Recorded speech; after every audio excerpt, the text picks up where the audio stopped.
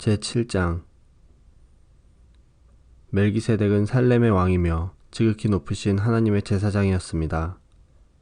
그는 아브라함이 여러 왕들을 무찌르고 돌아오는 길에 아브라함을 만나 축복해 주었습니다. 아브라함은 전쟁에서 빼앗아온 물건 중에서 10분의 1을 멜기세덱에게 주었습니다. 멜기세덱은 정의의 왕이라는 뜻이며 살렘 왕은 평화의 왕이라는 뜻입니다. 그의 아버지와 어머니가 누구인지는 아무도 모릅니다. 그의 고향이 어디인지 아는 사람도 없으며 그가 태어난 날과 죽은 날이 언제인지도 알지 못합니다. 그는 마치 하나님의 아들같이 영원한 제사장으로 있는 자입니다.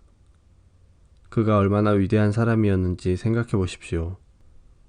우리 조상 아브라함은 전쟁에서 이겨 얻은 물건들 중 10분의 1을 그에게 주었습니다. 제사장이 된 레위 사람들은 율법에 따라 백성으로부터 10분의 1을 받을 수 있게 되어 있습니다. 제사장들과 백성 모두 아브라함의 자손이지만 제사장은 자기 백성으로부터 10분의 1을 받았습니다. 멜기세덱은 레위 지파도 아니었는데 아브라함으로부터 10분의 1을 받았습니다. 그리고 약속을 받은 아브라함을 축복해 주었습니다. 높은 사람이 낮은 사람을 축복해 줄 수 있다는 사실은 여러분도 알고 있을 것입니다.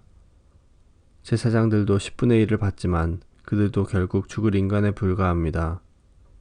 그러나 아브라함으로부터 10분의 1을 받은 멜기세덱은 성경이 말한 대로 영원히 살아 있습니다. 또한 백성들로부터 10분의 1을 받았던 레위 지파도 아브라함을 통해 멜기세덱에게 10분의 1을 바쳤다고 말할 수 있습니다. 왜냐하면 아브라함이 멜기세덱을 만났을 때 레위는 아직 태어나지 않았고 아브라함의 몸속에 있었기 때문입니다.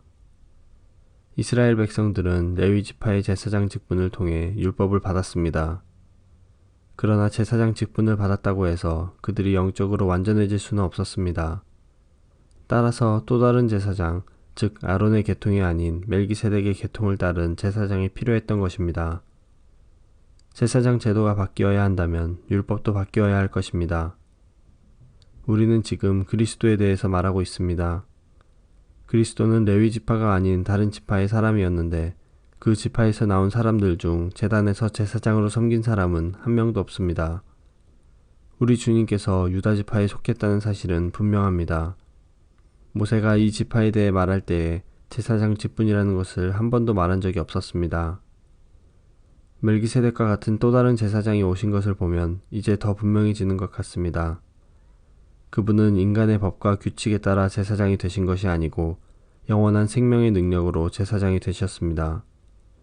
성경에 그분에 대해 이렇게 기록되어 있습니다. 너는 멜기세덱의 계통을 따른 영원한 제사장이다. 옛 계명은 약하고 쓸모가 없으므로 이제 폐지되었습니다. 모세의 율법으로는 아무것도 완전하게 할 수 없습니다. 그러나 이제 우리는 더 나은 소망을 받았고 이 소망을 통해 하나님께 가까이 나아갈 수 있습니다. 예수님을 대제사장으로 세우실 때 하나님께서 맹세하셨습니다. 다른 사람들이 제사장이 될 때에는 그런 맹세를 하지 않으셨습니다. 그러나 그리스도는 하나님의 맹세로 제사장이 되셨습니다. 주님께서 너는 영원한 제사장이다 라고 약속하셨으니 그 마음을 결코 바꾸지 않으실 것이다. 예수님께서 하나님과 그의 백성 사이에 더 좋은 약속의 보증이 되셨다는 뜻입니다. 제사장들이 죽으면 제사장의 일을 더 이상 할 수 없기 때문에 제사장의 숫자가 많을 수밖에 없었습니다. 그러나 예수님께서는 영원히 살아계시기 때문에 결코 제사장의 일을 쉬지 않으실 것입니다. 그러므로 예수님은 자기를 통해 하나님께 나아오는 자들을 완전히 구원하실 수 있습니다. 예수님은 항상 살아계셔서 하나님께 나아오는 자들을 돕고 계시기 때문입니다. 예수님이야말로 우리에게 진정으로 필요한 대제사장이십니다. 예수님께서는 거룩하고 죄가 없으시며 흠이 없고 죄인들과 구별되는 하늘보다 높은 곳에 계신 분입니다. 그분은 다른 제사장들과는 다릅니다. 그들은 매일 제사를 드려야 합니다. 먼저 자신의 죄를 위하여, 다음은 백성의 죄를 위하여 희생제물을 바칩니다. 그러나 그리스도는 그럴 필요가 없으십니다. 예수님께서는 자기 자신을 희생제물로 드려서 단 한 번에 그 일을 끝내셨기 때문입니다. 율법은 약점을 가진 사람들을 제사장으로 세웠습니다. 그러나 하나님의 아들이신 예수님께서는 하나님의 맹세하심을 통해 영원토록 완전한 대제사장이 되셨습니다.